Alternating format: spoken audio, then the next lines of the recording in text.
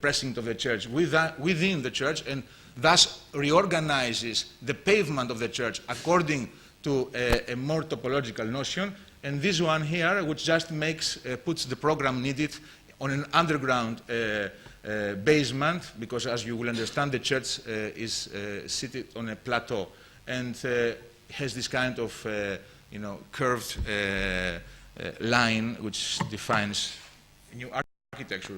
The other case was the case, a very interesting case of Byzantine baths. The desideratum here on the Byzantine baths, which is another very interesting monument of at the end of 13th and early 14th century, is how the monuments should be received by the people and how to release them from a stifling environment.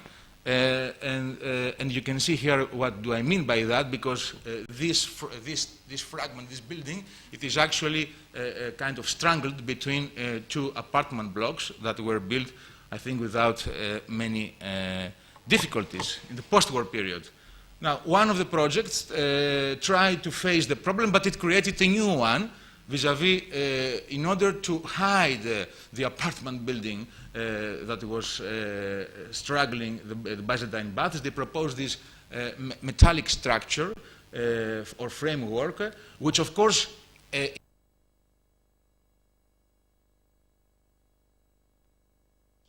difference, a shift in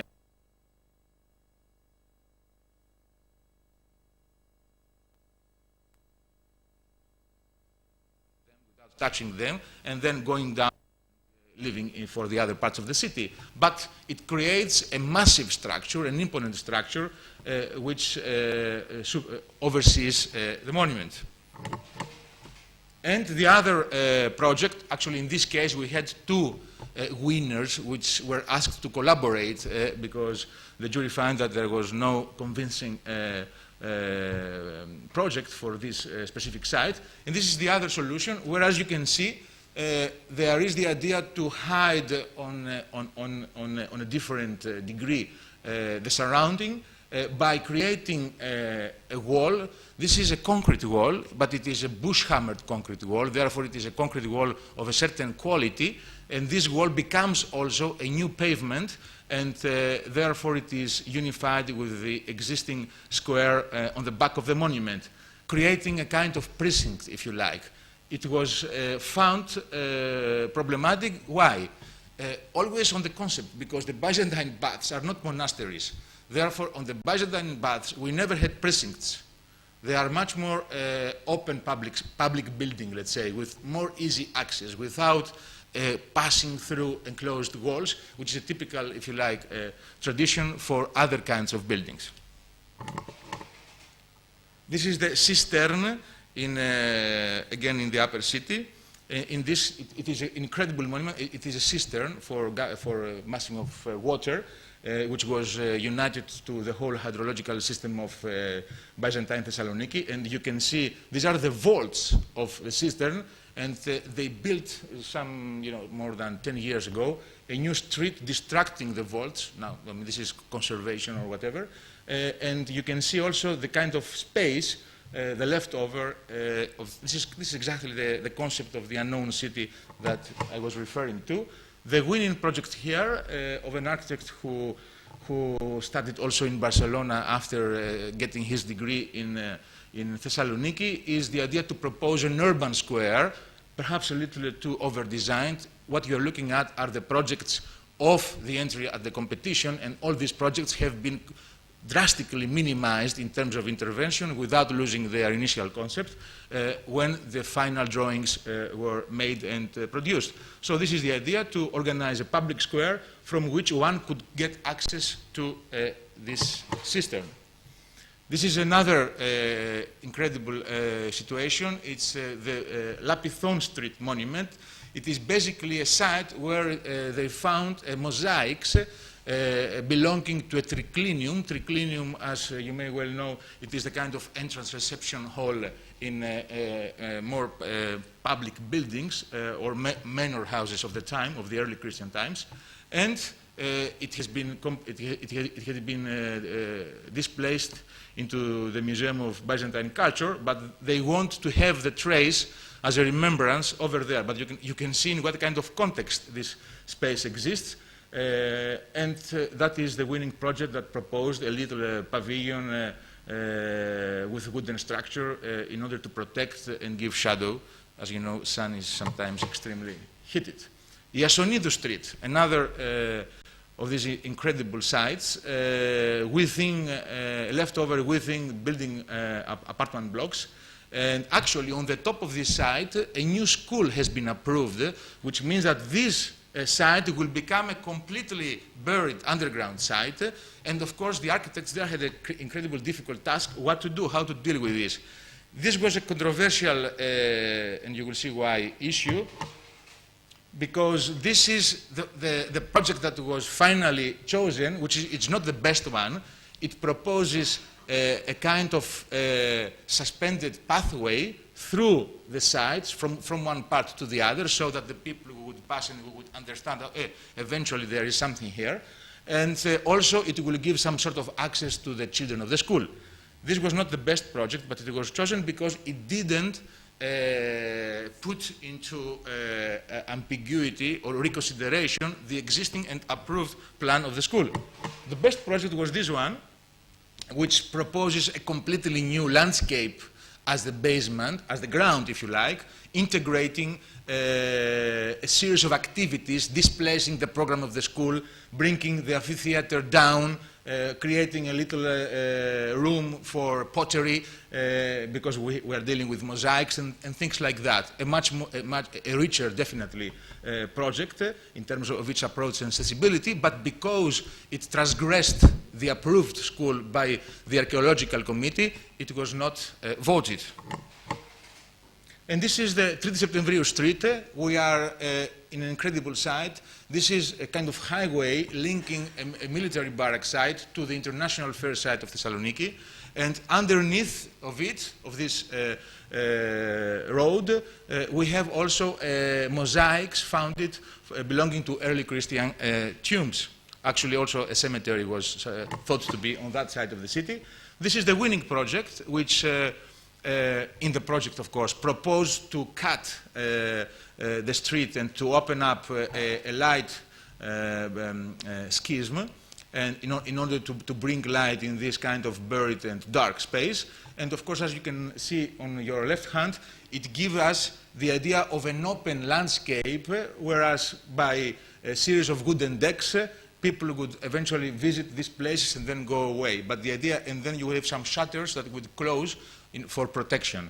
As you can understand, this tries to give a continuity in this buried space, and counter-opposed to this was a different project that didn't win, which created a museum for tombs on this specific site, and you can understand it's a completely different project.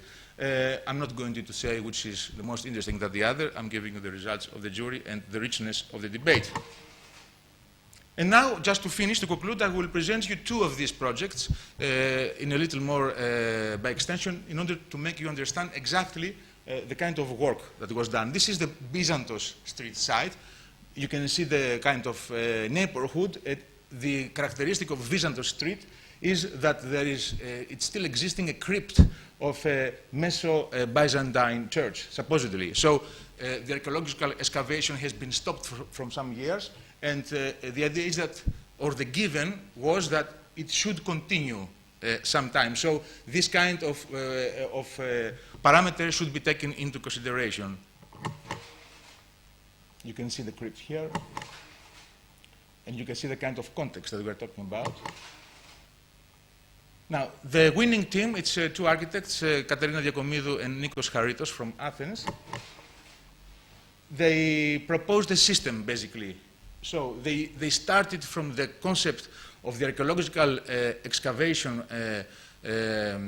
matrix, canvas, grid if you like, and they applied this grid on the existing site in order to propose, you can see this here, they proposed basically a surface, a new pavement that could be used from the neighborhood, from the city, from the people of the city, as a kind of flexible wooden deck, but this wooden deck would change in order to relate to the different phases of the archaeological excavation. It's a very simple, very minimalist concept.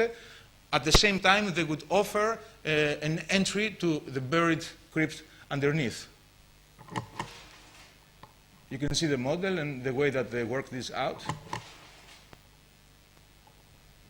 This is the phase that the wooden deck exists in its most surface, let's say, and where you can see the entry, the entrance to the crypt. A little pavilion that was used for the archaeologists during the excavation. It could be used or returned to the city for information after. And you can see that it's basically a kind of componable system based on simple techniques. It is basically a wooden and metal structure. It is a system that exists in the market.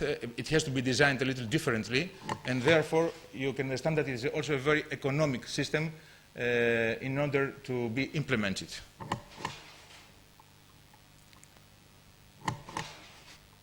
You can see these are some of the drawings of the final phase, the second phase, which have to do with the implementation of the system. And these two images used by the architects themselves make an interesting comment on the fact that usually we use, in Venice, as you know very well, most of you, these wooden structures cover restorations or conservations in building sites. But they work mostly in surface. Of course, in Venice it's very difficult to work on ground. And their idea, of course, is to transpose this very simple concept and create a new ground for the city that could also, you understand, this is more a strategic project that could be applied not on the specific case, but in most of the archaeological sites which have similarities like this. The second one is the Evangelistria cemetery case, and this is the last one. And we have a situation here, we have mosaics, early Christian mosaics, and a series of tombs. And this is the north side, as you can see on the side plan of a cemetery, just next to the wall of the city of Thessaloniki.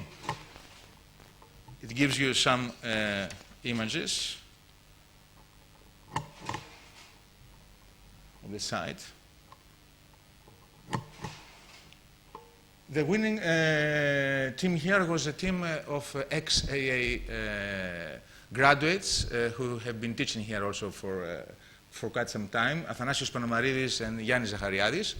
And as you will see in a while, I give you just the concept in 2 words. Their idea is to create a garden. So to introduce or integrate these archaeological remnants, because here we are really talking about fragments of mosaics on the surface of the earth within a new, if you like, topography, which is possible to see. These are some of the sketches of the drawings. That black line that you can see on your right hand, it is a wall because there is a shift in always in topography. This wall, this line becomes a belvedere to the site and the cemetery, from which there a ramp will take you to the brownish surface, which is a wooden deck, and you can see next to it all the mosaic area integrated to it. And of course, this wooden deck, it will follow the pathway, of course, of the pre-existing, let's say, ritual found it after the archaeological excavations, and it will end to the cemetery. And in order to define this as a garden, of course, a garden has to be has to have some sort of secrecy, let's say.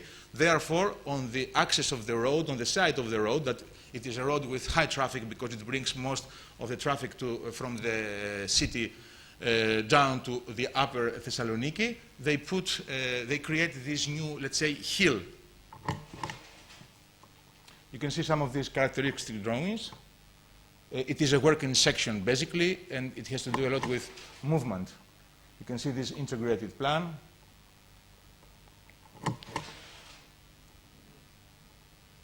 these are some of the drawings during the final phase, where a lot of things have been discussed as to the use of concrete or not. Finally, this long wall of concrete was transformed into a long wall from stone. And a lot of other issues regarding the actual pathway, wooden deck, let's say, if it should be on the top of the existing or the pre-existing pathway, or if it should be next to it.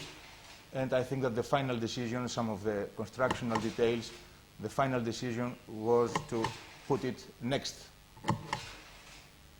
as you can see here.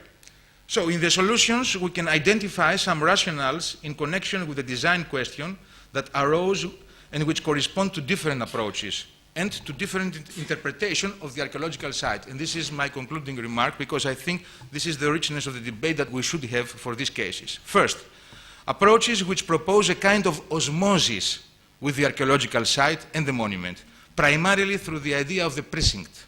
Second, approaches which treat the archaeological site as an interior enclosed space, converting it into a building and often endowing it with a specific use, like the Museum for Tombs that we saw. Third, approaches by which the archaeological site has its own independent existence, to which the proposal refers by means of urban furniture, and these approaches often acquire an elaborated quality recorded in a wealth of individual features such as light fittings, railings, walls and partitions, regardless of the stylistic forms which these take in practice. And fourth, approaches which operate within a topographic rationale, like the two last ones that I believe we saw, one of the design of a new floor or ground for the city. And to conclude, I think that from these observations and from this experimental enterprise, if you like, it emerges that it is obvious that most of these sites and the projects involve the design future, the design issue, the interpretation of the archaeological site, and also a concept of architectural design. Not all of these projects belong to the same architectural design tradition, so to speak. The various ways in which these factors interact reveal the most practical and appropriate projects, those which are capable of continuing an uninterrupted tradition or possibly of mapping out new prospects for the future. In that sense, it is our task to maintain a level-headed distance after our first sensations and to pursue the directions which open up the whole question of the way archaeological sites in the city should be treated and which move away from sterile morphological options. One last observation as a concluding note about the response of the 30 projects to the social fabric vis-à-vis some of the questions we had yesterday evening. An observation which touches once more on the subject which, though possibly tricky, seems to be highly topical today. It seems to be unquestionable that the response is not a matter of taste or aesthetic preference, but more one of the acceptance of a series of issues which contribute to the legitimization of the architectural intervention today. These issues are determined by the relationships between collective forms already in place, and by that I simply mean the city, and individual treatments or gestures, and by that I mean architectural projects, between otherwise self-confirmation of the fragments or their involvement with the locus. The most difficult stage, obviously, in the whole undertaking may be that which is just beginning with the attempt to incorporate the 10 awarded winning projects into the body of the city, formulating a landscape for access and connection that goes beyond the individuality of each intervention and seeking legitimization in view of the archaeological sites which should be proposed and considered as spaces for correlation. Thank you.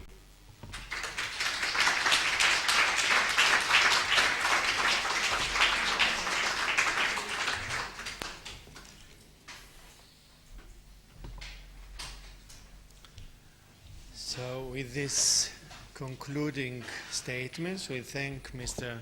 Simulacra. I would like, before we finish with the morning session, I would like to remind you that in the afternoon we will be starting in an hour from now, so 2:45, let's say, So that gives us the possibility to have a little lunch, and then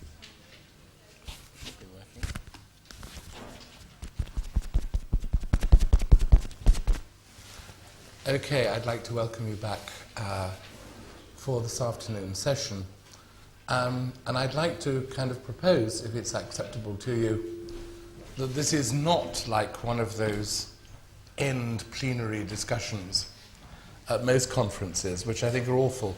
You know, it gives the audience the time to say they didn't like the sandwiches, and it gives the speakers the time to kind of repeat what they said in the lectures.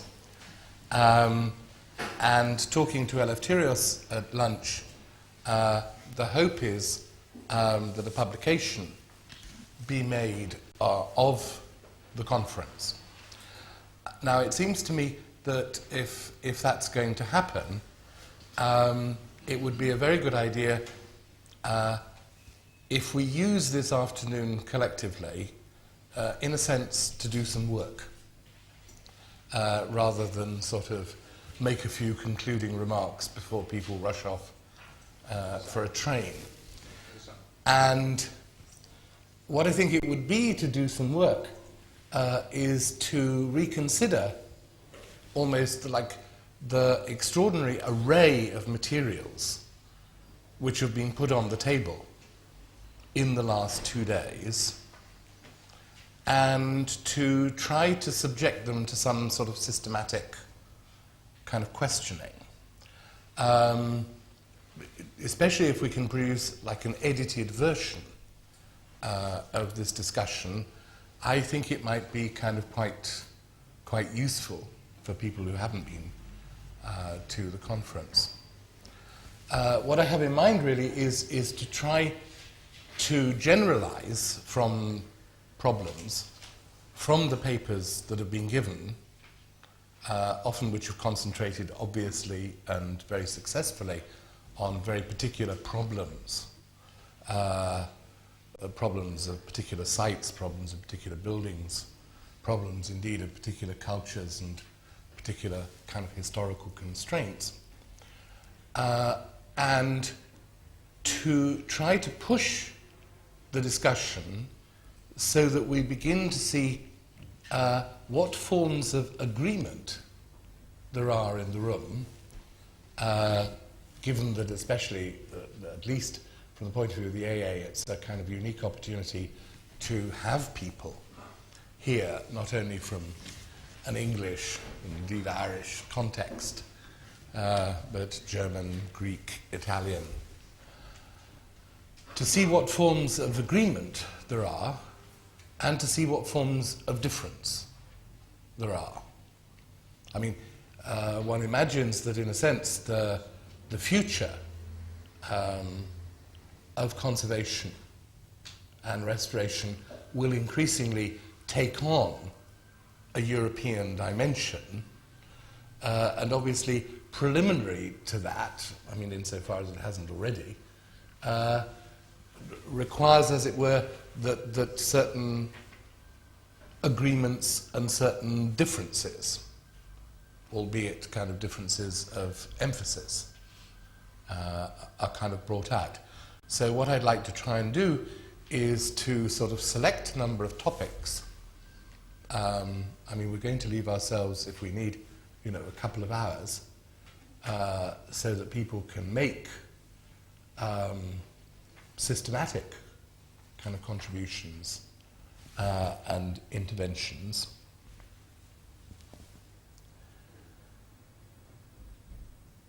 And kind of see if we can kind of push the problems in a way to a certain limit, where they begin to evidence convergence or indeed divergence. Now, I'm not someone immediately involved in conservation restoration, and so I always say I'm not even an architect. I've listened to the 2 days presentation with very great interest, but also, in a sense, with a kind of bafflement. Because, as it were, we've had presentations which range, on the one hand, from regarding the issue of conservation and restoration as a kind of something like a sort of scholarly form of repair. I mean, to put it in its most sort of English and pragmatic. But somehow also into that discussion has crept incredibly large issues, like, for example, the Pariser Platz in Berlin, you know, which touch upon incredibly complex and in some sense kind of eruptive issues about history, about historical memory, and about politics. And so we have a sort of range of issues.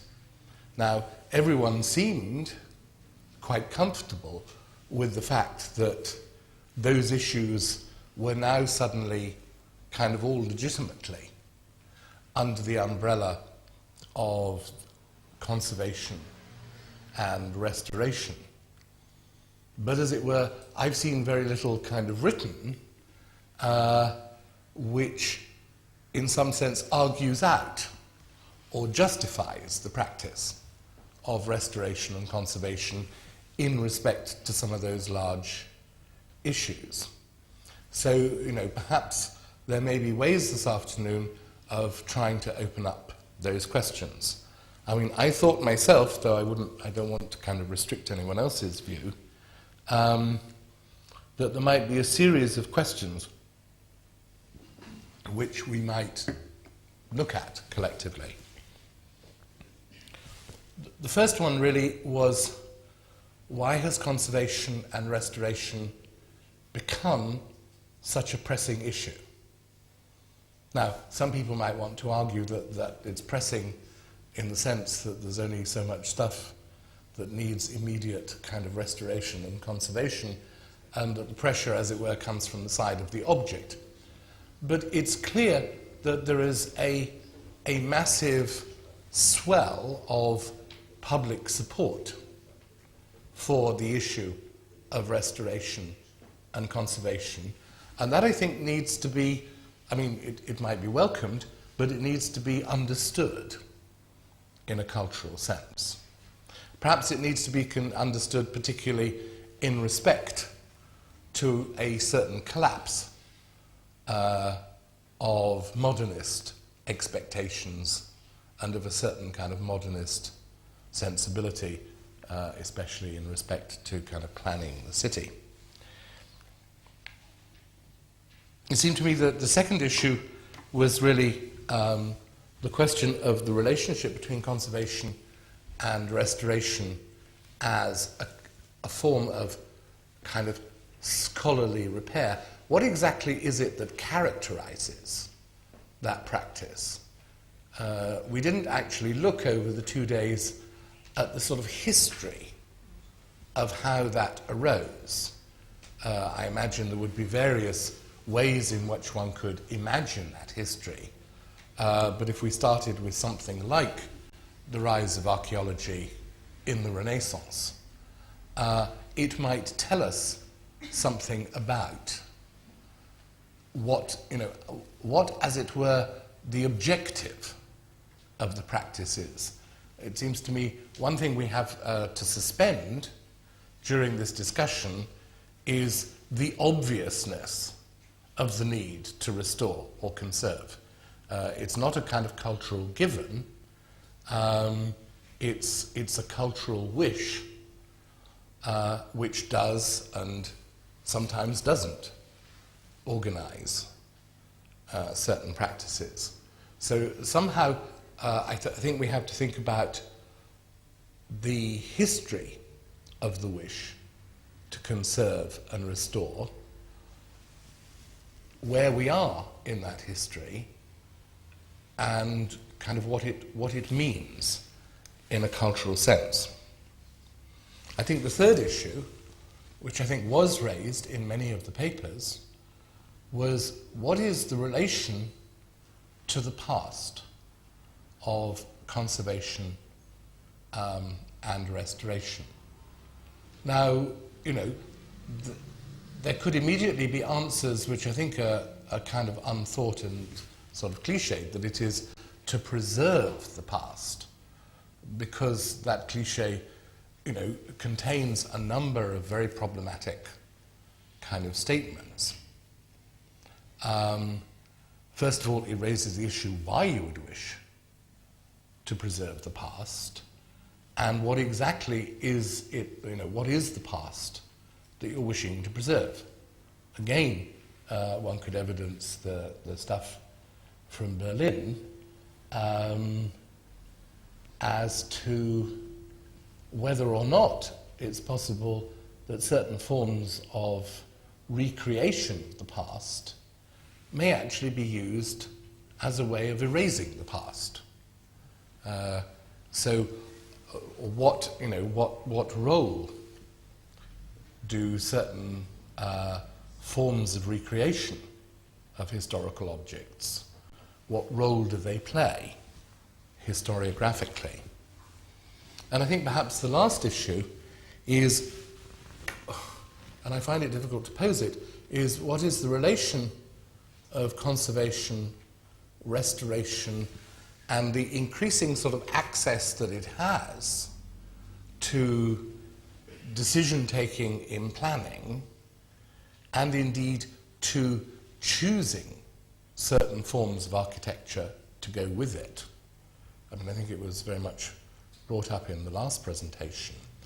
What is the relationship between restoration, conservation, and contemporary architecture? Now, at one level, it would seem that by its own constitution, it is opposed to the most extravagant forms of modernist planning, but at the same time, what is its relation to sort of what we might still call avant-garde architecture?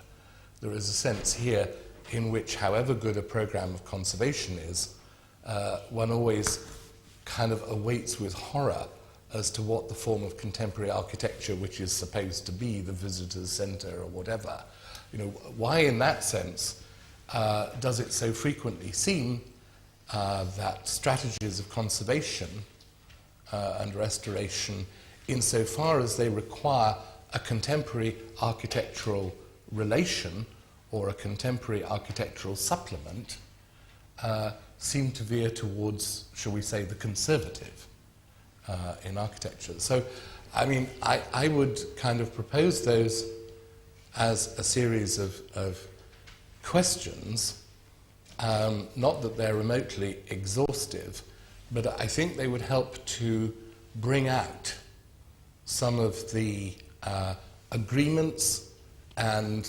disagreements, and perhaps hopefully some of the unexpected agreements and disagreements that can exist in such a group. So what I propose to do really is to move over the next sort of hour and a half kind of through these questions, though people are welcome to kind of modify them, and I think people should be prepared to make kind of significant contributions with a view to the fact that we would hope to be able to edit them and publish them. So technically what I would ask is that we'll hand round a microphone to people. If they could identify themselves, then anyone who is working from the recorded tape will be able to identify the speaker. So could we turn to the question which I think is preliminary and in a way hasn't been discussed at the conference, but it is really about how people perceive the current enthusiasm for conservation and for restoration. I mean, and how they would sort of situate it historically and culturally. Would anyone like to? There's a... hang on, could we just sort of establish a rule? We've got an ambient mic, and so if you could take it, and if you could, no, but if you could identify yourself.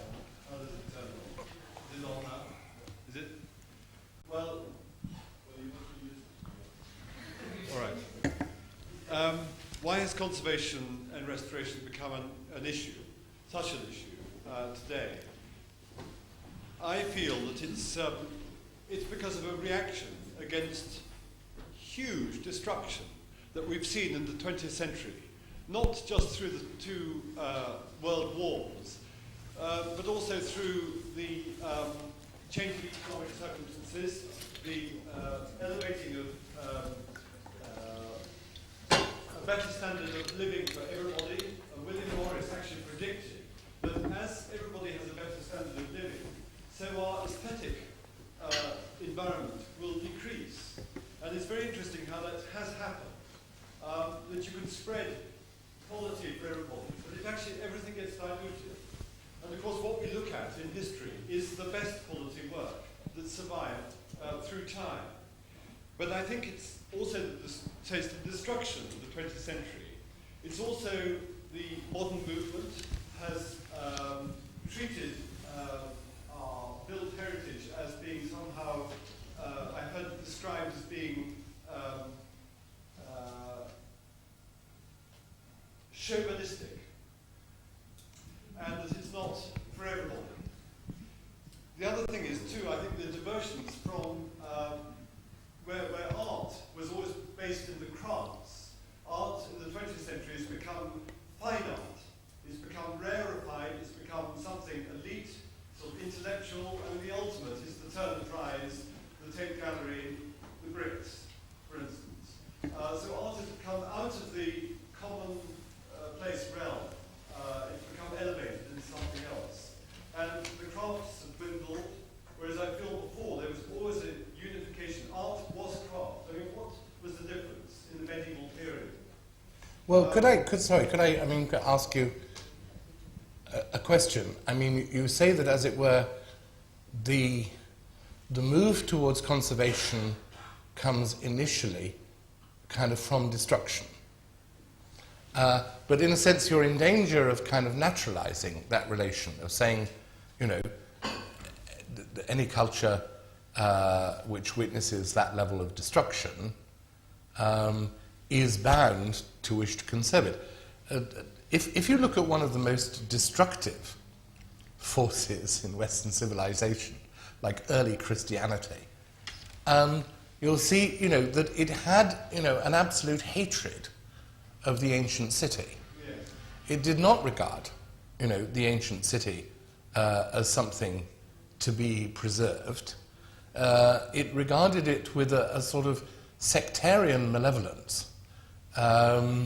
You know, and the best it could do is to kind of yield some stone, so that the ancient city, in a sense, is I mean, to take someone like Peter Brown's description, you know, the ancient city is deliberately ruined by early Christianity.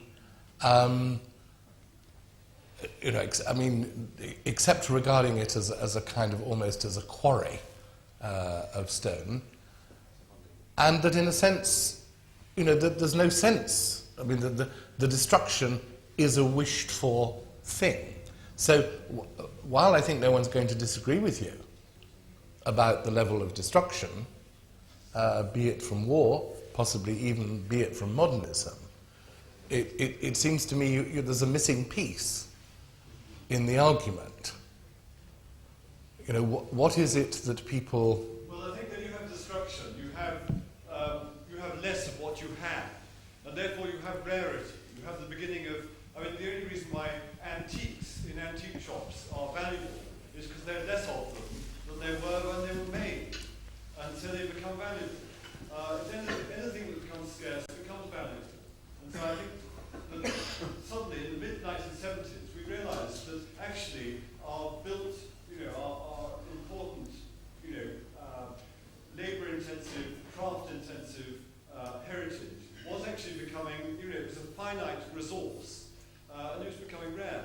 And maybe we were looking at it. Ever since then, there's been this gradual fascination with it, and a sort of revaluing of it. And I feel, personally, that all these things can go hand in hand. We can have modernism, we can have innovation, and we can have very careful preservation of what we've had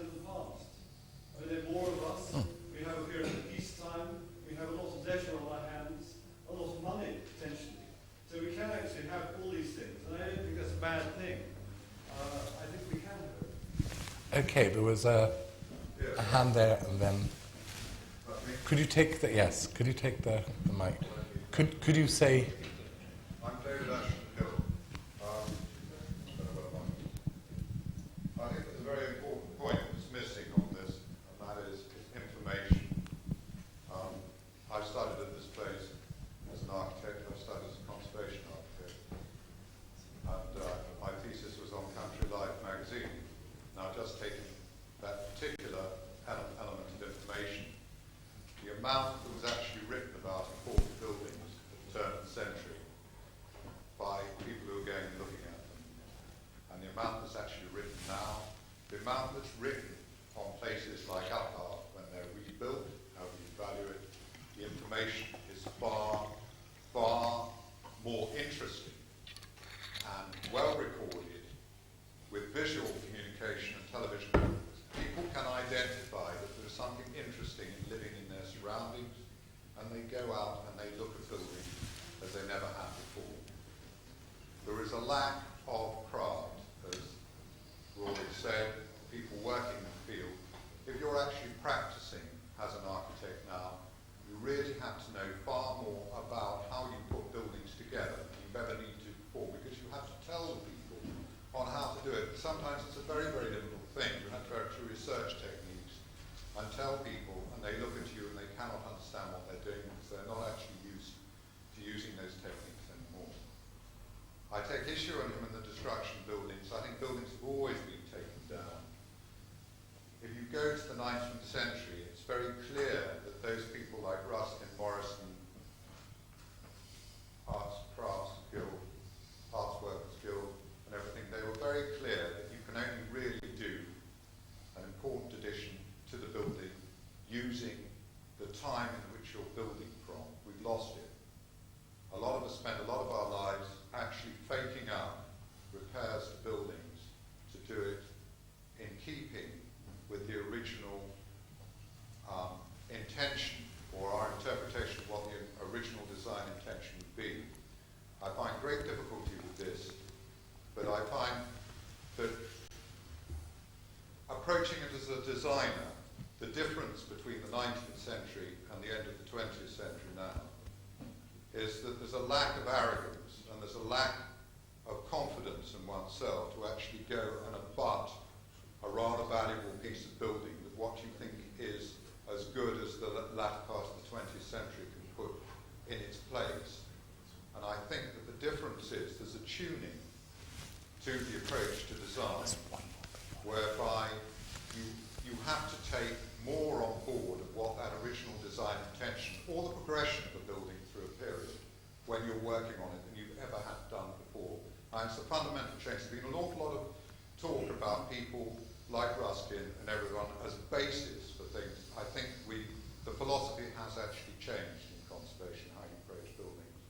But I still think that we need as architects to have the confidence to build new buildings that people can match our period of history against and to value what we've actually brought forward rather than actually trying to rebuild something to make people feel comfortable about their past. I think through literature and various other forms of communication, there is no desire to make people feel comfortable or fake the past in anything like building. And building is long-standing, and it does tend to last, and people tend to value it in a very different way. And I mean, what comes out of what you say, I think, 2 points. The first, in a way, is that the curious thing about parts of the architectural past, let's imagine something like the English country house, is that really images of it are only disseminated in the 20th century. Yes. You know, that is to say, you know, unless people kind of had been invited there before. So that there is this kind of democratization through images of affection for kind of a building type.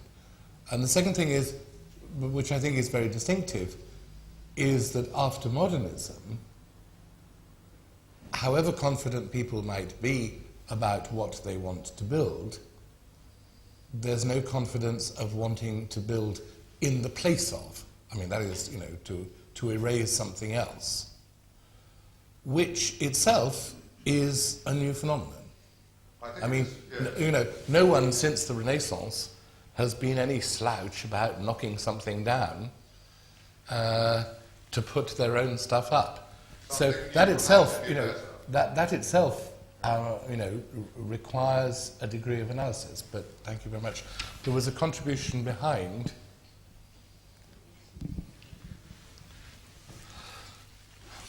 Well, I would think that in order to answer this question, why conservation has become a pressing issue, maybe we could consider the larger scale conservations, restorations that took place in the last 10 or 20 years, conservations that address not only individual buildings or monuments, but whole settlements, villages, historic centers. And that would put some more emphasis probably on the reasons behind conservation.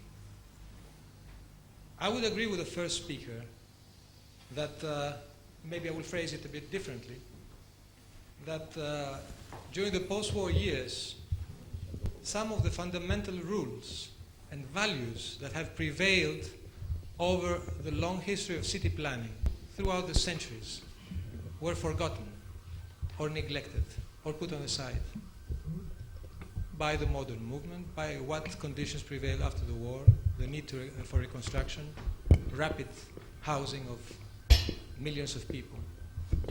And these values, which led to the creation of a human conditions in cities, human scale in cities, were neglected, with the result being of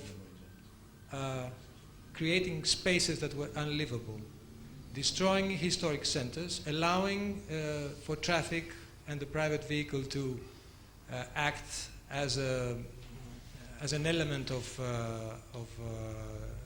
distraction. And at some point, after all this took place in the 50s, 60s, and probably 70s, there is an understanding that something went wrong. It's an understanding that monofunctionality is wrong, that zoning is wrong, that high-rise detached buildings are wrong, and something has to be done about it. And then, maybe by looking into the past, we rediscovered all the values and rules that were forgotten by whatever was expressed as a central city planning philosophy in the post-war years.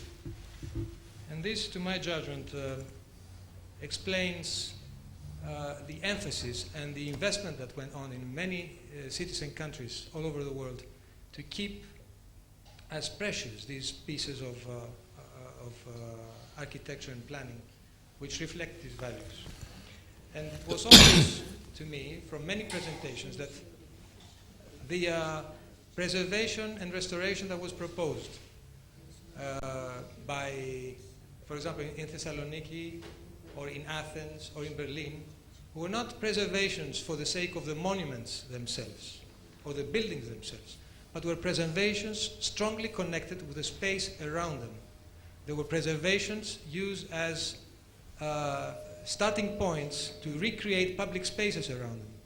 So one question I would raise is that probably in many places all over the world, preservation is conceived as in Athens for sure it is used in such a manner.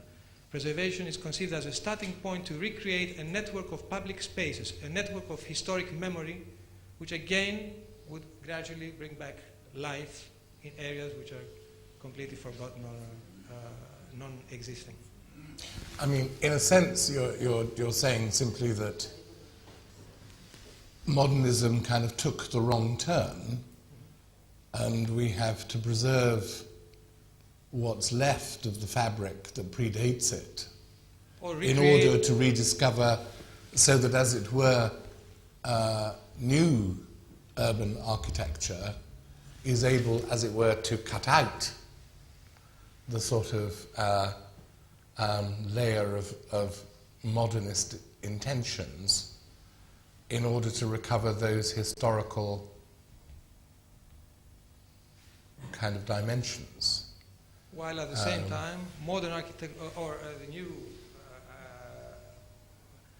the new strategy towards urban design and city planning would respect, would bring back these forgotten values. Sorry, we have a number of, I mean, we'll take everybody because there's plenty of time. I think you were next. Sorry, could someone... Thank you. My name is Ariane Brelut. I would like to maybe, it's impossible to be exhaustive in our explanation of the causes we are researching, but we can make some sort of synthesis. There are a couple of ideas which are linked together. One is that the public at large is realizing that the past is existing. I think the awareness of the past and the awareness of history is very modern in terms of general consciousness. And it goes with the realization that a loss is forever. I don't think that the people in the Middle Ages realized that a loss was forever, a distracted building was forever. I don't think they had such the same awareness of memory as we do. That's one point. Another one which is, I think, linked is that the public at large does not identify with modern architecture. And as a result of that, it is still looking for an identity in the past out of fear.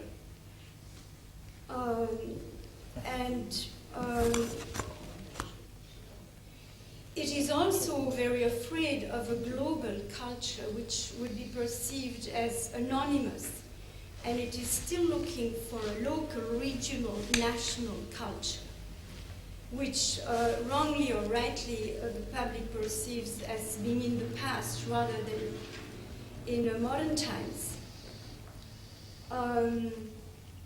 Another idea, I'm not sure I can make sense of the logical ties, but I'm sure you will. We have reached a point in our culture where we really do not know exactly what kind of philosophical project our culture can have. And this ties up with the question of the values which my predecessor brought up. Architecture and art is reflecting or refusing, but certainly commenting on the values of a culture. Now, we don't know where we stand in terms of our values. And again, the public at large is embarrassed and cannot find a reflection of its values or of its loss, of its absence of value in modern architecture. Or maybe is witnessing the absence of values in art and architecture and doesn't know how to cope with that. And that would be the difference with, for instance, ancient Christianity, which was able to destroy because it was a driving force and it was bringing something forward people could build up. And we are unable to propose that. We just propose deconstructivism and questions. And not everybody can deal with just with questions. Well, whatever Christianity did, I don't think anyone could suggest it was a great force for urban intelligence. It might have been something to do with... Sorry? It destroyed libraries as well. It destroyed anything it could get its hands on. But it was proposing something. That's my point. Yes, it was proposing the destruction of the city. Well, not only that. It was proposing an ethics and a metaphysics. Yes, surely. Sorry, We don't, because we don't know. No, I think we're both in agreement that if we look at it historically, the force of early Christianity, certainly is not concerned with questions of heritage. No, I'm not passing any value. No. I understand. I mean, that you were going to speak. Ma Se ho capito anche solo il 30% di quello che si è detto adesso, You understand what I'm going to do? Do we have an Italian translator? se ho capito solo una parte di quello che si è detto, io credo che si stiano toccando problemi centrali. If I understand even 30% because of the translation that I'm giving to him, of what has been said, I think that we are touching some very central issues and crucial issues. E allora io vorrei contribuire a questa discussione lanciando una provocazione. And I would like to contribute to this discussion by launching a provocation. Ormai dopo un giorno e mezzo siamo diventati amici e quindi bisogna riscaldare un po' l'ambiente. After all, after 1.5 days, we are kind of friends, so we can cheer up a little and warm up the situation. Allora, tutti questi problemi nascono da un presupposto, che da una parte ci siano i diritti del progetto e da un'altra parte ci sono le esigenze della conservazione. Questi sono i due capisaldi. So one could say in a kind of descriptive scheme that from one hand we have the rights of the project or of the architectural design, and from the other part we have the rights of conservation. This is something that we could accept as a scheme. Bene, i diritti del progetto, del nuovo, vengono dati come acquisiti, indiscutibili, legati ad esigenze insuperabili. So the rights of the project, of the design, of the new, they should not be contested because they should be taken as given. Per cui non si pensa mai a questo aspetto della questione. E io invece voglio proporre una breve riflessione proprio sui diritti acquisiti dalla cultura progettuale. And nobody thinks on these rights because I suppose I interpret now that he says that when we are ready to design, we're putting ourselves in the kind of creator who is going to do something new by definition, and he would like to challenge this point of view by a series of thoughts. E voglio cominciare proponendo un'immagine, quella del cimitero monumentale. And he would like to offer to us an image, as a kind of metaphor if you like, that of a monumental cemetery. Il cimitero monumentale è il luogo dell'eclettismo. The monumental cemetery is the par excellence locus of eclecticism. Si dice che siamo tutti uguali davanti alla morte e invece nei cimiteri ogni individuo esprime la propria presenza in maniera forte, con una propria tomba, un proprio mausoleo, un proprio stile, la propria data di nascita e di morte. È il luogo delle individualità. Apparently we all know that facing death we are all equal, aren't we? But then when we actually have faced death and we are buried probably, or whatever, we are witnessing an incredible expression of individuality. Each one has an individual tomb, things are different, little houses, whatever. Il cimitero nasce nell'Ottocento, dopo la Rivoluzione francese, il cimitero come lo conosciamo noi. The modern cemetery is a kind of result of the 18th century after the French Revolution. Cioè il cimitero è il primo frutto della democrazia. It's the first fruit of democracy. Ma la democrazia non è un progetto, una forma di organizzazione sociale, è soltanto un'etica della partecipazione, è un punto di partenza, non un punto di arrivo. But democracy is a starting point, it's not an arriving point, and it's a departure point actually. Fra i possibili risultati della democrazia c'è anche l'anarchia. Within democracy we should include anarchy also.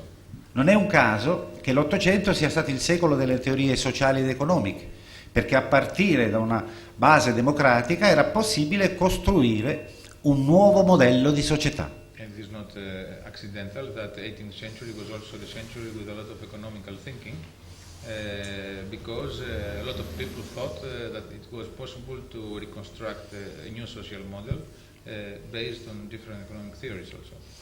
Le grandi utopie dei socialisti di fine secolo dicevano: costruiamo una buona società ed avremo una buona architettura. Owen, Gardier, Morris, Fourier, Dicevano: costruiamo una buona società e avremo una buona architettura. You remember all that the famous utopian architects of this century, they claimed that by building a proper model, democratic, so to speak, model of a new society, one automatically would have also a kind of proper architectural definition of that model.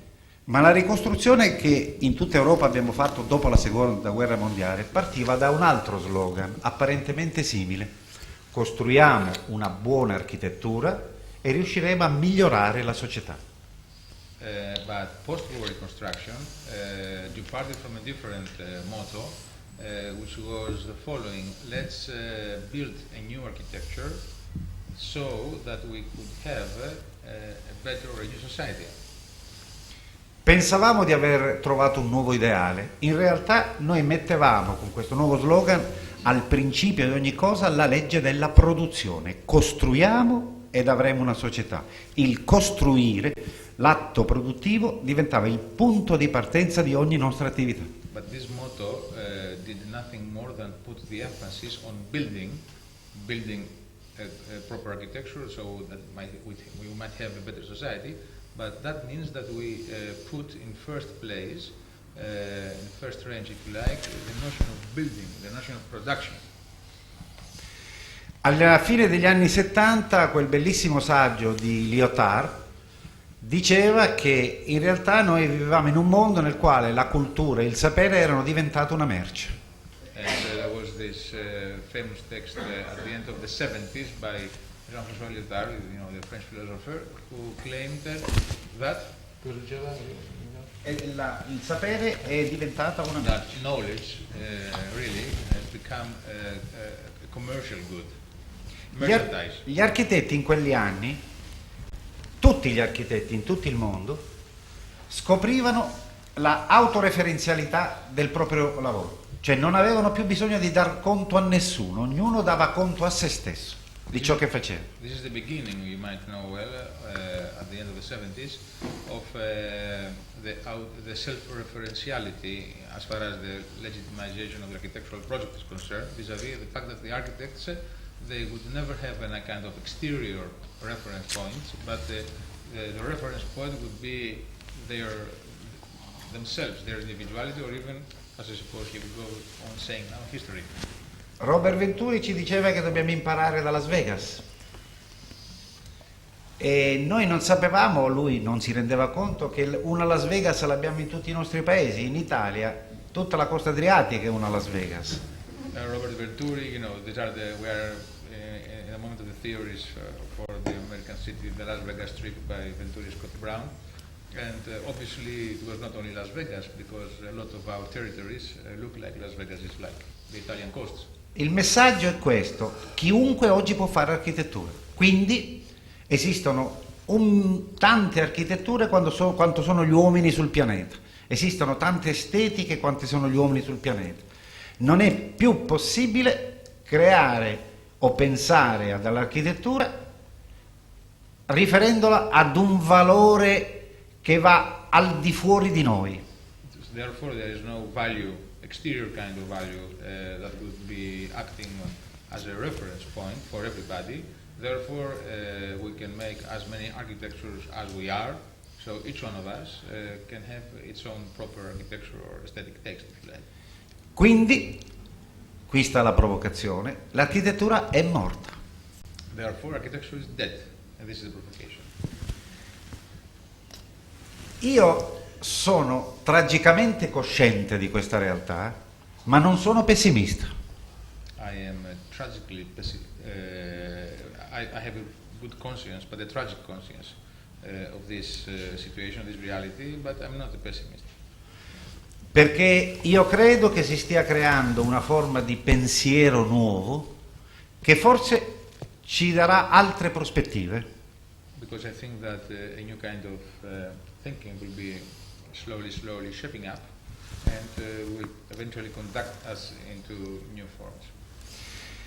Ma fino adesso non possiamo invocare i modelli su cui abbiamo lavorato fino adesso come modelli di certezza, come modelli di sicurezza, neanche come modelli di tranquillità. but by no means this means that we should evoke the previous models, the models that have shaped our knowledge or even our practice, if you like, based on a certain certainty that they have been working well. I mean, we have to be very suspicious about their uncertainty. E se siamo scontenti dell'architettura che produciamo, non possiamo permettere, perché diciamo che l'architettura del nostro tempo è generalmente brutta, non possiamo permettere che questa cultura modifichi quella del passato. And we cannot, although we are completely disconcerted with the kind of architecture which is happening nowadays, we might think that it's extremely bad or ugly. We cannot. Io ho perduto un po' la nozione. Non possiamo permettere, se noi diciamo che l'architettura che produciamo è brutta, non possiamo permettere che questa architettura sostituisca quella del passato. Però questo non va d'accordo con tutto quello che hai detto prima? Sì. Se mi permette. Perché nel senso che lei diceva prima... Se produciamo una brutta architettura, non possiamo usare questa brutta architettura per sostituire l'architettura storica. Però adesso ha detto che l'architettura, ho detto io, che l'architettura prodotta è quella che si produce. Hai accettato questa situazione? Ma è brutta. Ma non l'accettiamo, questo è il Okay. So the idea is this: although current architecture, as we all recognize, might be in general sense ugly, this fact that we have to accept because this is happening doesn't mean that we should accept it, and that more than that we should accept it as a destructive force for the past. Quindi i problemi della conservazione si pongono prima di tutto come un problema di prudenza, di attesa, un problema di epoché, per dirla con termini husserliani. So therefore, conservation issues should be thought or confronted through notions such as prudence,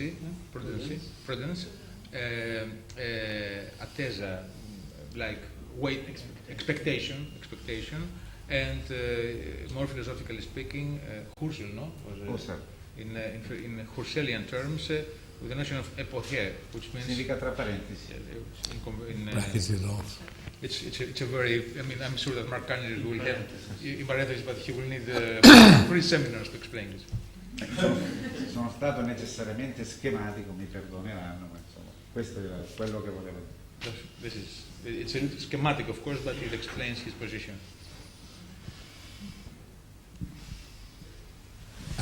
Sorry, there was one there, and all right, you've got...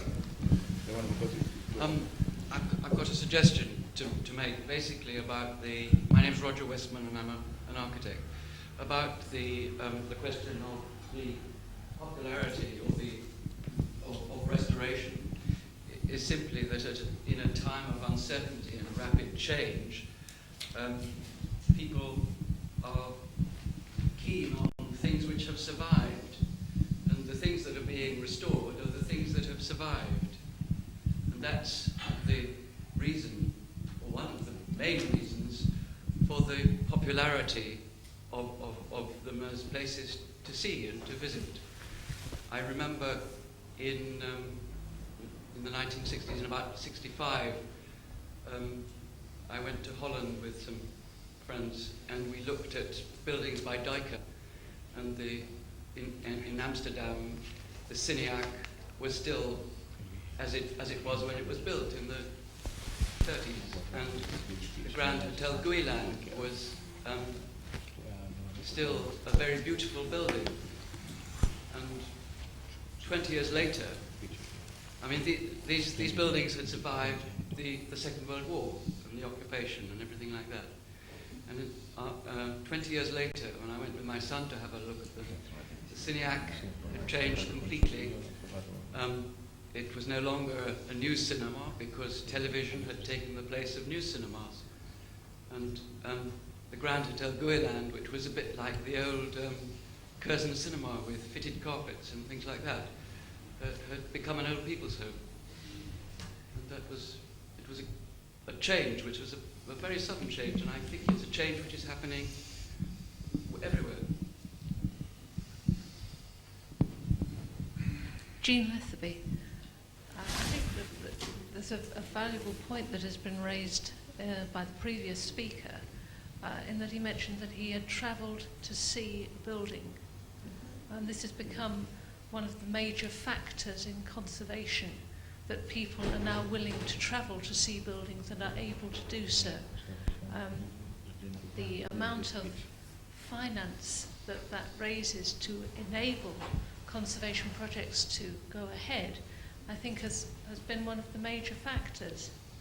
And we stand now at the point of encouraging tourism, but then having to protect what people are coming to see. And this is a major issue, which we again have to consider.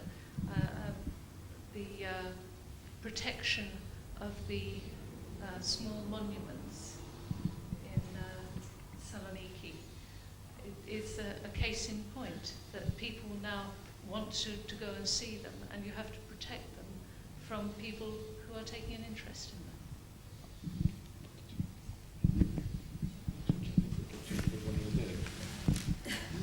Right, and then over here. Sorry, here. Why should anybody want to restore anything or keep anything? It must be presumably because they want to repeat it. And in order to repeat it, they need to learn from the original model. Now, you could say, well, if you were so confident in repeating it, you wouldn't need the original physical model. I suspect that one reason that neoclassical architects, by which I mean really any post-Renaissance classical architect, wasn't necessarily so keen to keep the original ruins as maybe we are, was that they were confident that they could actually reanimate antiquity, that they could reanimate classical values themselves. I mean, you know, if you feel you can do a Greek temple yourself, you don't need the original one. Now, it seems to me that the veneration of the original physical model has something to do with a lack of confidence in being able to reproduce, learn from, imitate the essentials of the original model. So the question is, what is it that one is perpetually trying to restore every time you repeat something? In the case of a building, well, you're repairing, fine, you know, that's okay, you can measure the wood, you can get the bricks back. But for instance, in a city, if you say you're trying to reconstruct a city, what is it to reconstruct a city? Do you mean it brick by brick? Or do you mean a certain idea of the city? Or again, if you're trying to reconstruct or perpetuate a certain tradition, do you mean that your buildings will be exactly like the Parthenon, or that they will be merely, as it were, classical, in the spirit of the Parthenon, but somehow flexible, learning new things, adapting to new commissions? Now, I suspect that the fetishization, if that's the word, of the physical remnants of specific examples is to do with a kind of decay in our confidence to actually learn from them. That if you felt that you could replicate the values that the past offers down to us, you wouldn't actually need the physical model. After all, if you're learning mechanics, you don't literally need an 1890 Daimler-Benz motor car. All that you need is the principle of the internal combustion engine. You can learn it theoretically. So there's a sort of Platonic problem. And I think that the veneration of the physical monument is something to do with a lack of confidence in the intellectual model that we're trying to imitate. Sorry, behind you and then over here. Kostas Zabas. Let me propose an oversimplification for this question. To my personal feeling, the need for restoration or conservation is an internal need for people, and it is not a recent invention. The ancients restored all the societies in all the cases under the various political situations restored, the fascists, the Democrats, the socialists. In every case we have restorations. Even in ancient Greece we have very important restorations, many of them from the technical aspect of today. For example, we have a very serious, very technical, absolute, exact restoration in the Erechtheion during the Roman period. Although in the Roman period the technique was declined, the copies of the capitals, of the Ionic capitals in the Erechtheion made in the Roman period were exact copies. You have to be very skillful, very expert on this subject to distinguish the Roman capitals of the Erechtheion from the capitals of the classical antiquity. At the same time, at the Roman period, a new temple, the temple of August and Rome, was erected on the Acropolis with a significantly different technique, oversimplified, with no refinements, a rough work. One can give a lecture on the ancient restorations, and if we come to recent period, of course we can find restorations all over the world, in every circumstances. But I think that the main characteristics of these restorations is that change from time to time. The first restorers in Greece said that we restore to prove that we come directly from the ancient Greeks. They declared it very carefully. The first restorers in Rome, and especially in the period of Mussolini, they declared that we restore in order to prove that we come directly from the Roman Empire. And I think that there are a lot of examples when restoration has and conservation, I think the limits are not easily to be distinguishable. Maybe in sometimes the difference between restoration and conservation is not very well, is not very clear. I think that in nowadays a second oversimplification is that, an optimistic one, is that nowadays conservation and restoration express humanistic and social ideals. For example, in Greece, we restore the Parthenon, we restore the buildings of classical antiquity, but we restore the Byzantine churches, we restore the castles of the Venetians, we restore the mosques of the Turks, and everybody knows what's the situation nowadays with Turkey. So the second oversimplification is that nowadays conservation is a progress. It expresses... Could we just, I think that enables us to get, though we have to still take some more on this question, but it enables us to at least pose the second question. Okay. In what you say, before you kind of get to the distinction between restoration and conservation, I think it's worthwhile just speculating for a moment as to what one would mean technically by the difference between repair and restore. People have been, repairing objects for as long as they've broken. And to repair an object would simply be, as it were, to bring the object back into its function or to its use. Now, if one asks what is it about restoration which exceeds the idea of repair? It seems to involve something of a paradox. On the one hand, the connotation of restoration is to make it as it originally was, but also to do so by connecting it to us. So, as it were, if you ask who it's a restoration for, it's a restoration for us. It's as if, in some way, a connection is being established between a then and a now.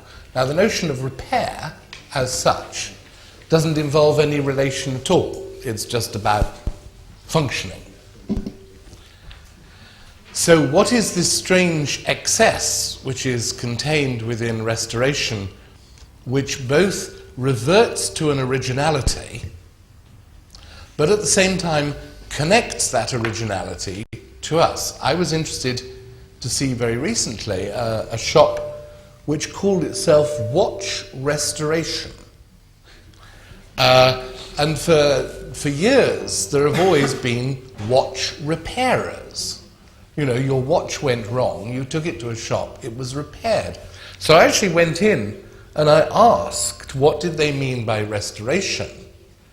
And they said, for example, that like in an old watch they could take the inside out and put a kind of, like a battery-operated mechanism in the place of the old mechanism, in order that it could be as it was at the beginning. Now, so I think phenomenologically, we have to distinguish between repair and indeed the urge to repair and the urge for restoration, which always has this double register, that we both return the object to the original moment or the original history from which it arose, but you do it in a very specific sense for us.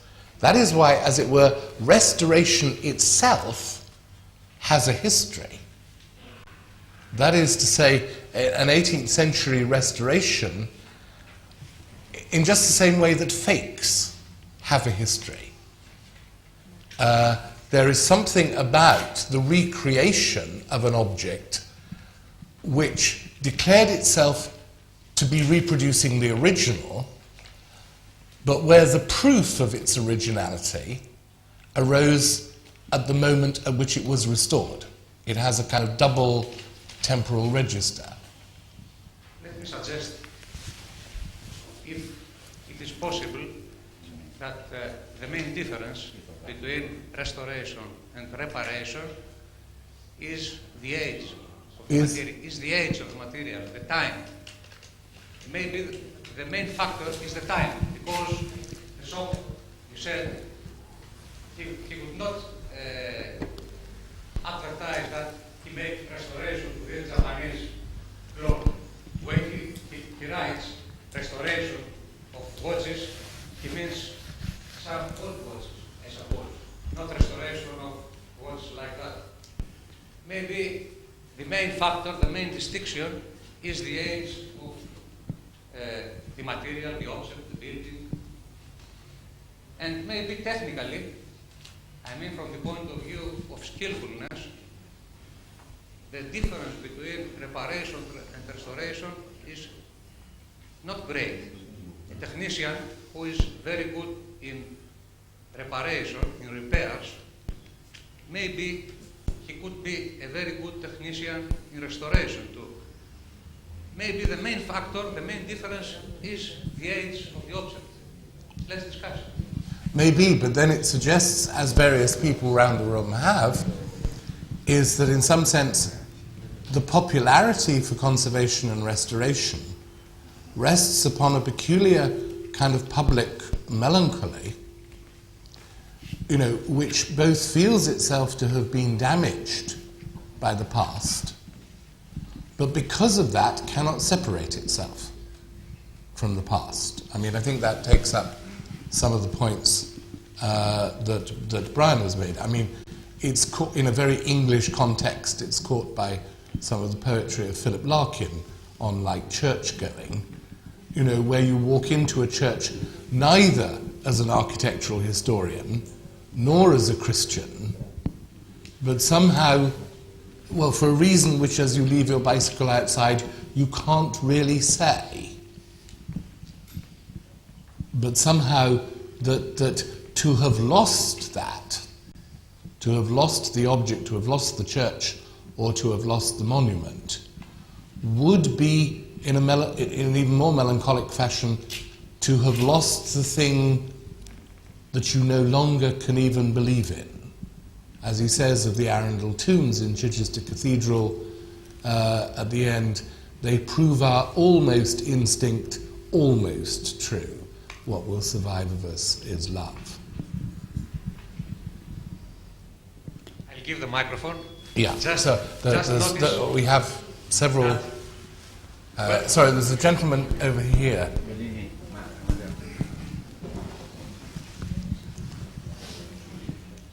My name is Iftikhar. I'm an architect. Several points have been raised.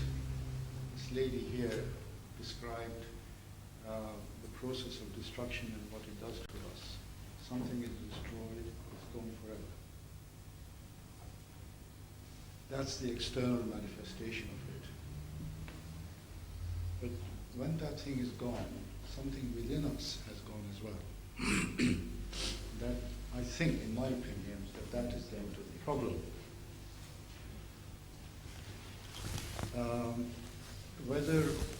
Let me add another provocation to the discussion, and that is that whether we like it or not, there is an absolute. Whatever name you might like to call it, the absolute to us is Allah, God, the divinity, etc., etc.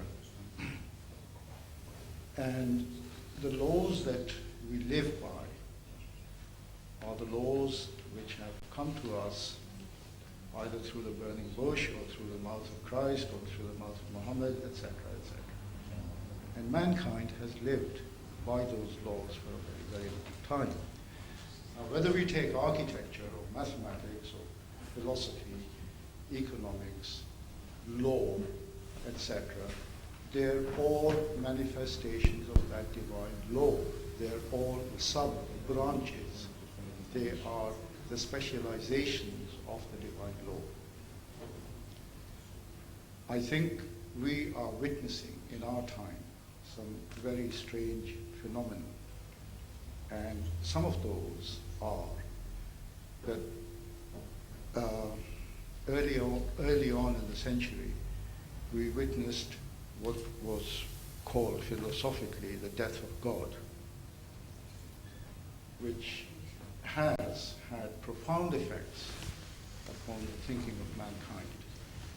We've had very destructive ideologies which have risen up in this time, namely communism and its other godless cousins. And directly ranged opposite has been the other destructive philosophy, which is liberalism, by which the Western and the industrialized nations of the world live. All of these deny the existence of God. Now, that, in my view, has a very direct link with the problem that we are facing, because it is one of the roots by which we live. Now, somebody mentioned earlier on that you didn't have to keep a copy of a classical building if you knew what you were doing. And people in the past actually did know what they were doing, because they had access to all the rules, not only of architecture, but other rules as well. So they did it automatically. They didn't have to retain a physical model of it. because they could reproduce it and they could do it at any time. We can't do it. We haven't got the confidence. Gentleman here, Ashton Hill, I think his name is, architect, he said, we don't have the confidence and we lack arrogance and we lack confidence. I would agree with him to the extent that we lack confidence, yes, 100%, but arrogance, no. We have the greatest amount of arrogance that exists within the profession. And I think, again, you know, that the inner values, that the spiritual disciplines, whatever color they are, whatever label they are, whatever strength they give to us and the confidence that they give to us, that is the thing which is lacking in our practice today. And we are not able to do what our expressions are without flavor. You know what I mean? It's a modern building has no flavor to it. It's without spice. Now, it's a very sad reflection on our times. There is an emptiness.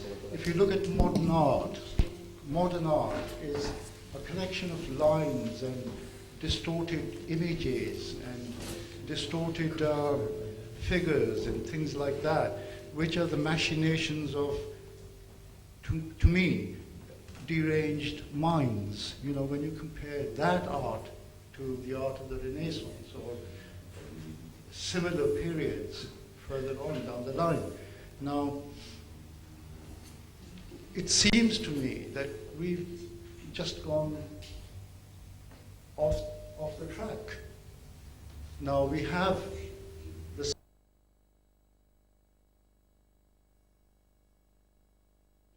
our understanding of ourselves and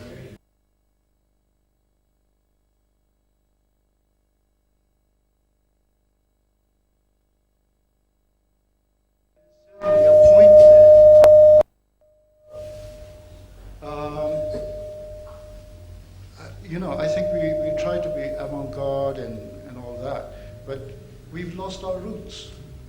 And unless we rediscover our roots, we are going to be in trouble in this generation and the succeeding generation. Thank you. Yes, yeah.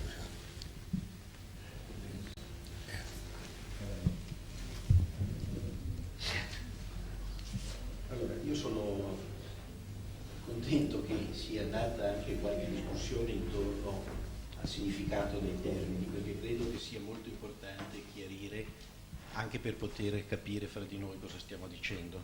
I'm very glad that there is finally a little discussion on the terms that we are using, because this gives us the possibility to clarify and to understand further the terminology used.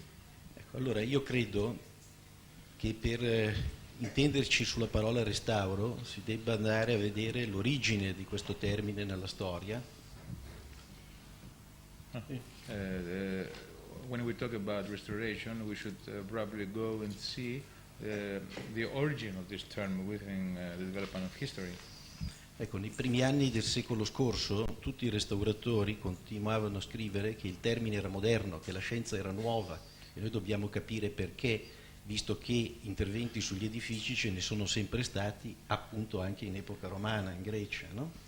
Because, as you probably know, most of the restorators of the last century, they thought and they believed and they claimed that they were doing something new, something modern, when they were restoring things at the time. And one has to understand why they thought so, since we know, and it was said also before, that reparations or interventions on buildings, they've been done since the Roman times. Ecco, la differenza non sta nell'età dei materiali o nelle tecniche usate, sta nella cultura dello storicismo. L'intervento di restauro è un intervento su un edificio nel quale si vuole recuperare il vero storico, la testimonianza della verità della storia. Prima della cultura dello storicismo non si può parlare di restauro.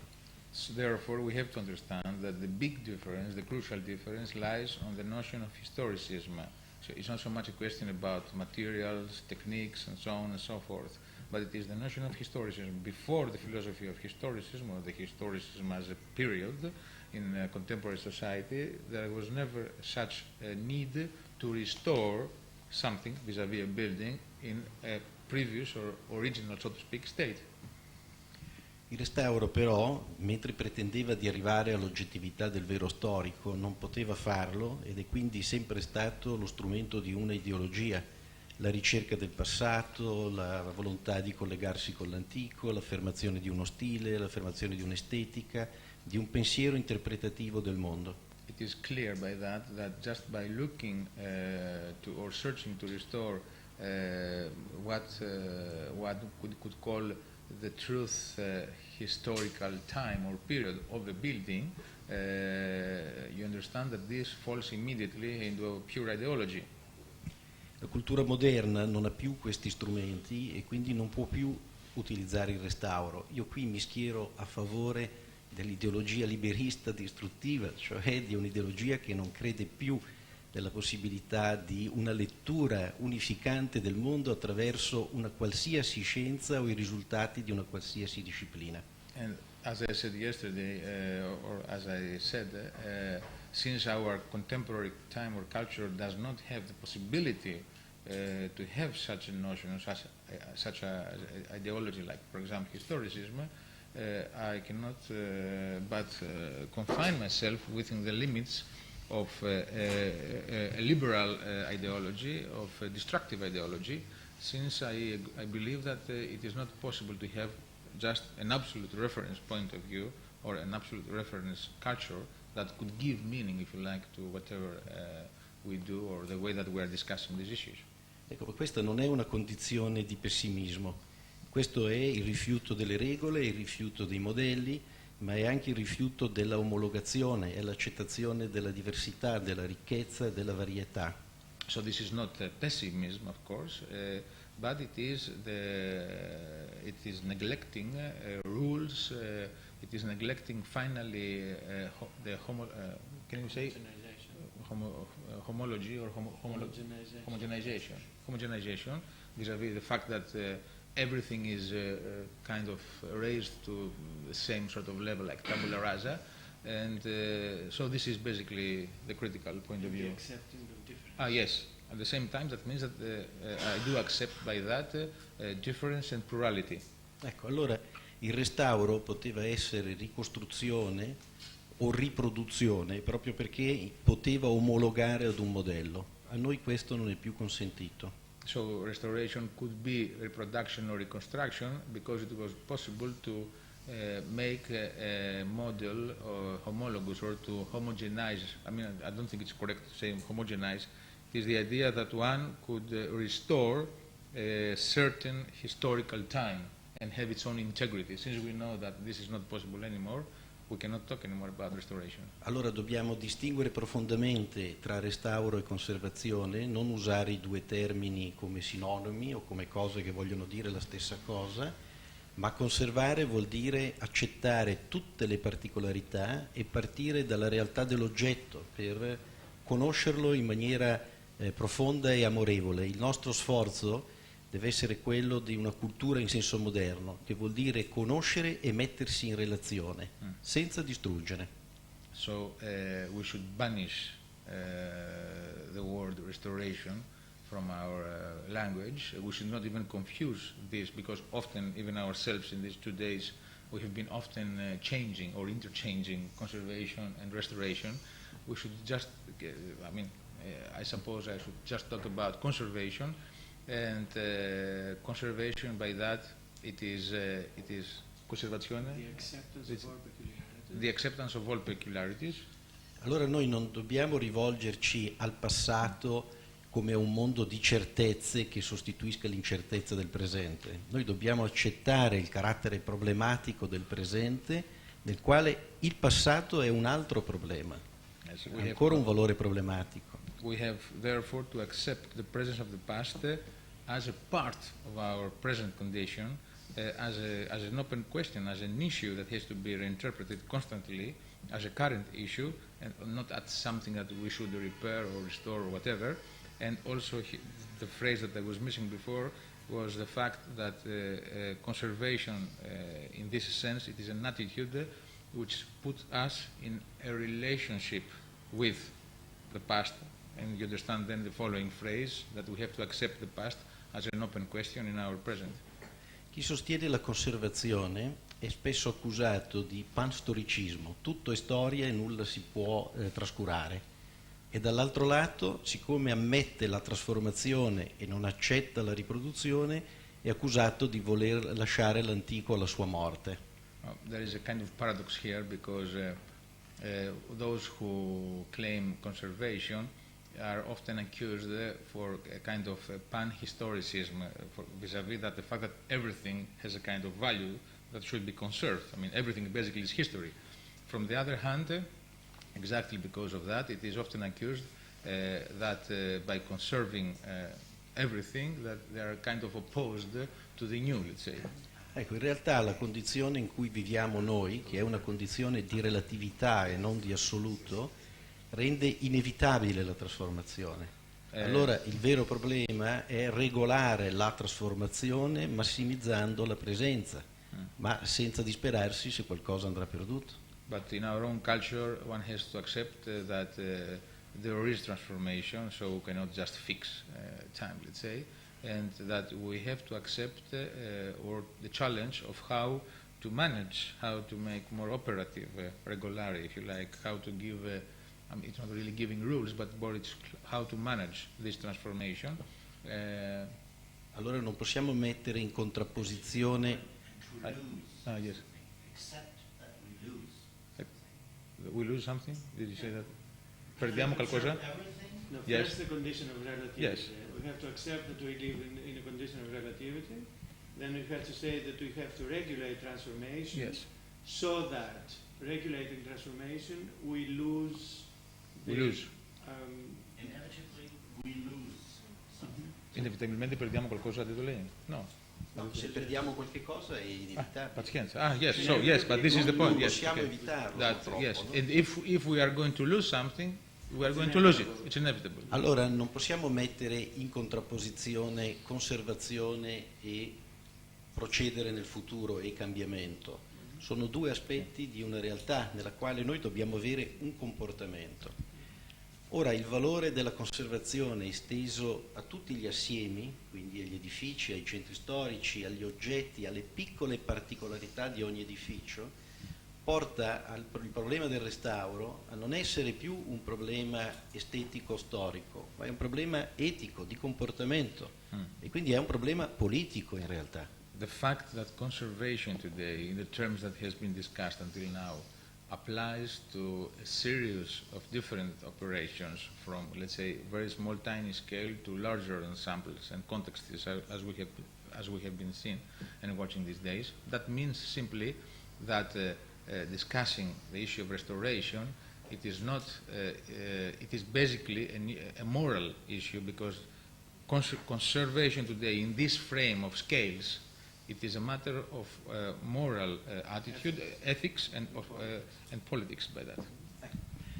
Il fondamento morale del restauro, l'aveva già accennato Torsello, si trova già nella cultura architettonica ottocentesca dell'utopismo e dell'anticapitalismo, che però aveva proposto strumenti di natura economica inattuali.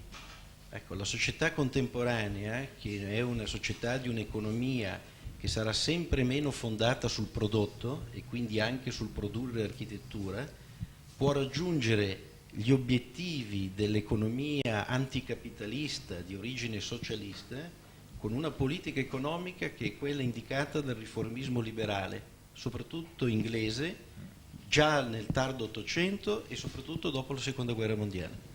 Following this point, the previous point, it is a quite condensed sentence which is like that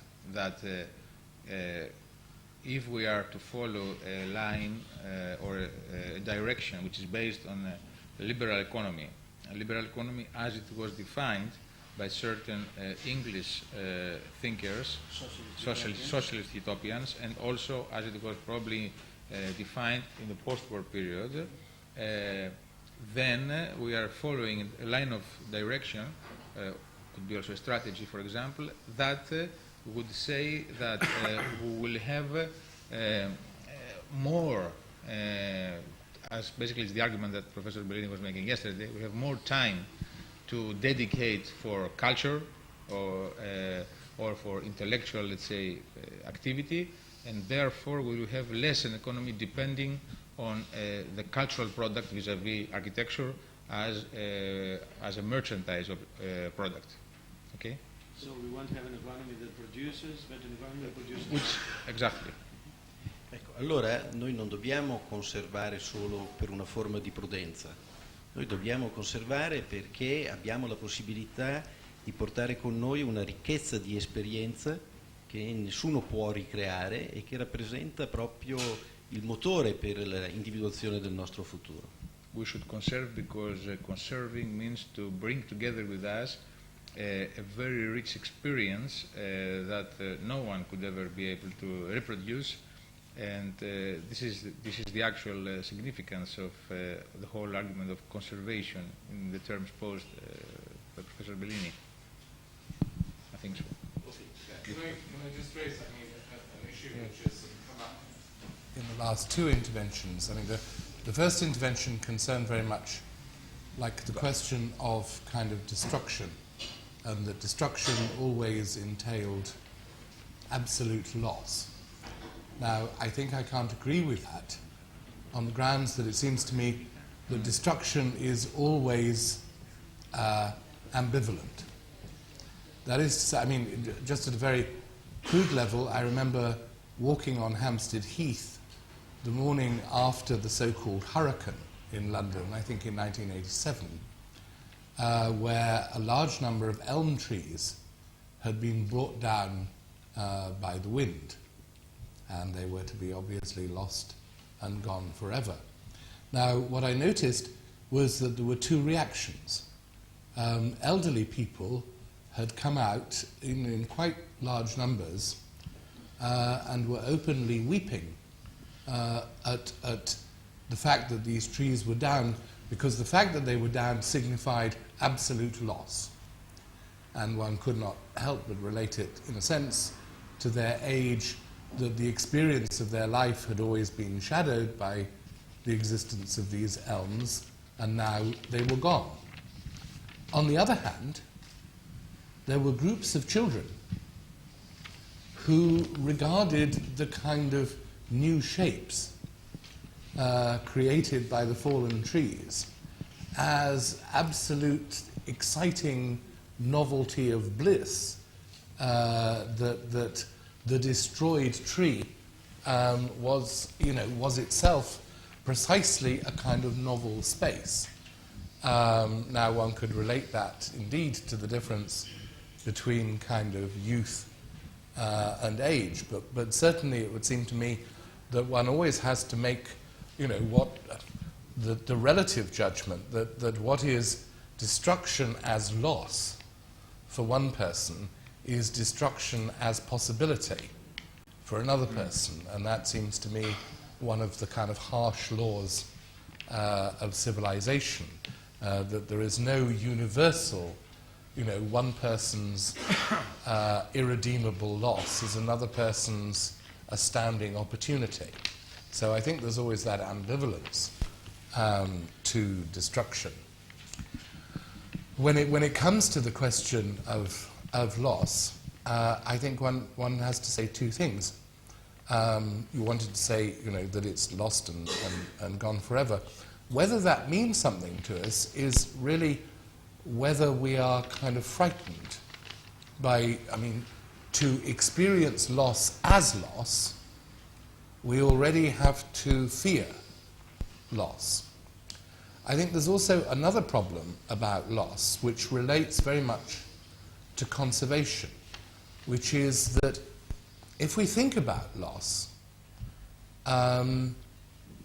it's absolutely central, for example, to Freud's argument about loss, that initially we react to loss by fantasizing and acting as if the lost object has not gone. We engage in what you might call a kind of manic conservation. This is what we might do in the case of a of a loved partner who dies. The onset of grief, and I think this has a cultural dimension as well, refuses to acknowledge the death of the loved one and quite literally recreates that person. What Freud calls identifies with the lost person. In that sense, if my wife has died and she had always loved gardening and I hate gardening, when I'm mourning, I suddenly find myself gardening all the time. There's a complete identification, a refusal, as it were, to separate. Now, it's an interesting question at the level of culture, because as Freud says, that person can only be turned into memory once you allow the person, in a sense, to die a second time. That is to say, for each of us, someone has to die not only physically, which is reacted to by immediate identification, but as it were, the work of grief has always to unpick the person from you, like the terrible moment when, as it were, up to then you've always held their clothes in the wardrobe as a sign that they're still really alive, and then there's the second painful moment when you have to collect them and take them to Oxfam or whatever. Now, it's only then that you are able to remember them, because they are not being kept artificially and manically alive. Now, that's Freud's account of the mechanisms of grief and loss. And I think it's an interesting question how this bears on kind of conservation and recreation. It's often assumed it's often assumed that conservation equals memory, but maybe there is some kind of conflict between restoration and memory. That is to say, the wish, for example, to recreate the royal palace in Berlin is, in a sense, a refusal to remember it, because it represents a kind of manic insistence that it's still here. So, I think... You mean, so a refusal to remember its absence, which is even more important? It obviously, organized religion is quite wise. I mean, Judaism is exceptionally wise in saying that there is a period of grief, and that is followed by the setting of the stone, when you must give up the fantasy or the illusion that the person can be kept. You allow them, as it were, to die a second time, and at that point they can enter memory. So for Freud, conservation and memory are almost like opposed phenomena.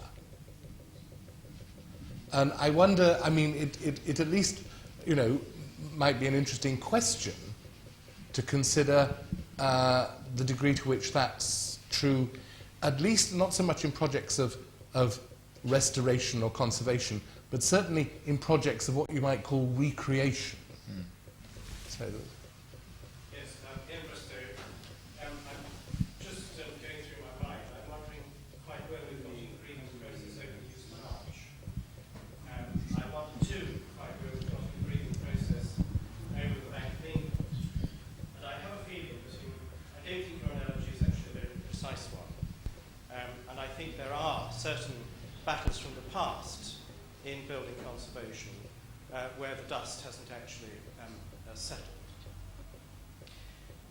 I think one of the things that contributions that I would like to make is that I think that one thing that hasn't come out very strongly from this conference is the need to understand the monument before you set about the process of conserving it, preserving it, restoring it, or deciding that it is of so little importance or so repugnant to a present generation that it can be destroyed.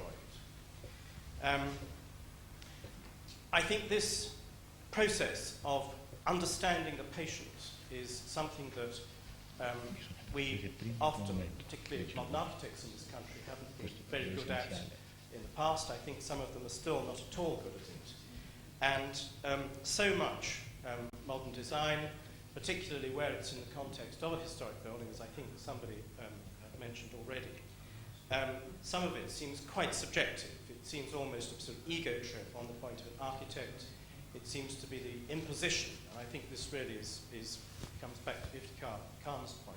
It's the imposition of an alien system of thought on something which hasn't been properly understood.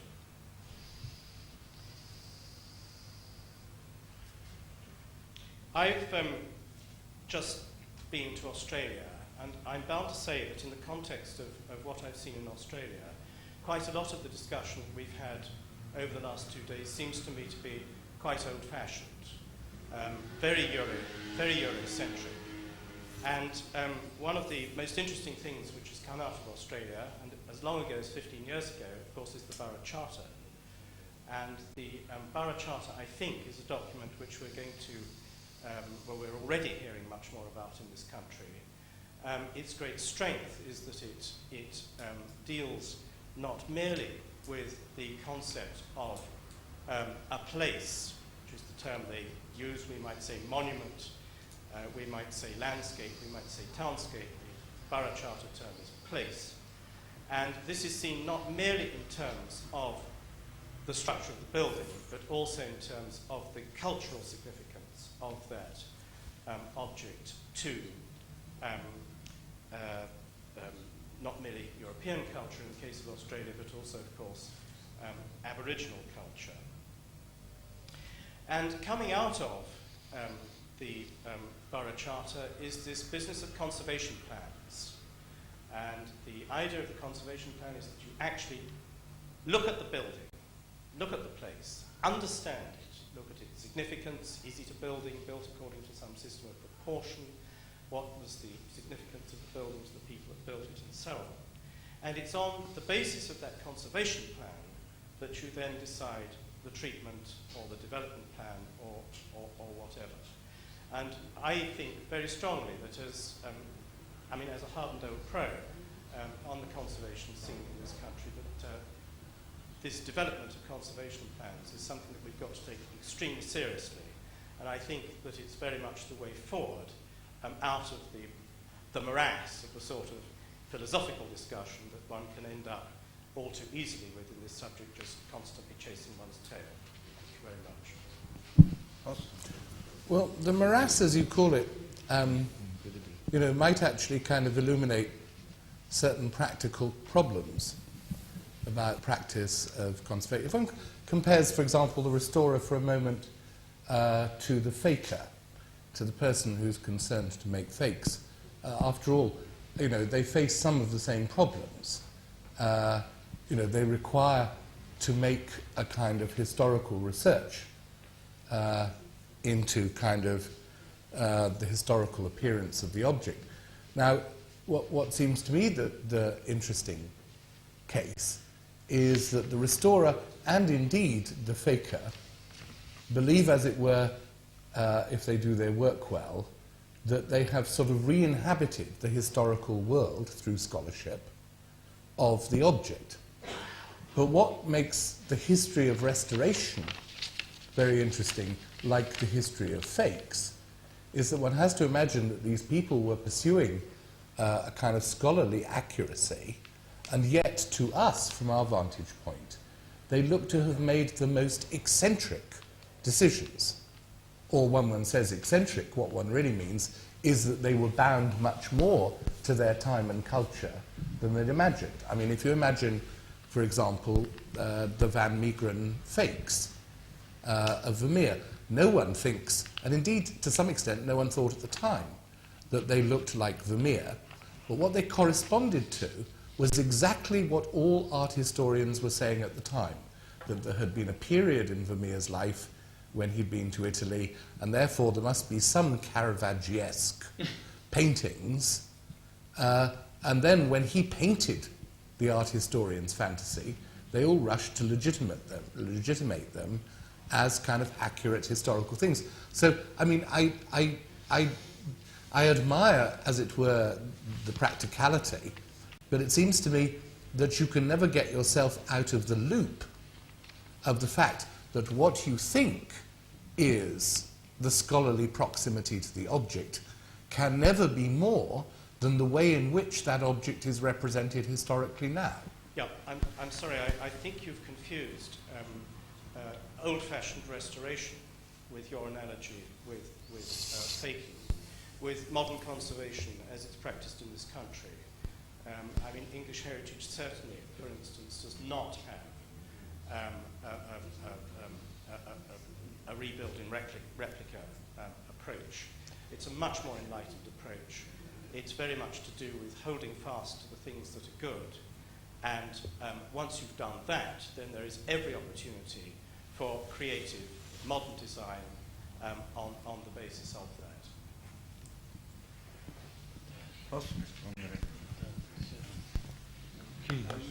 Just add to that and say that the creative modern design does have to be informed in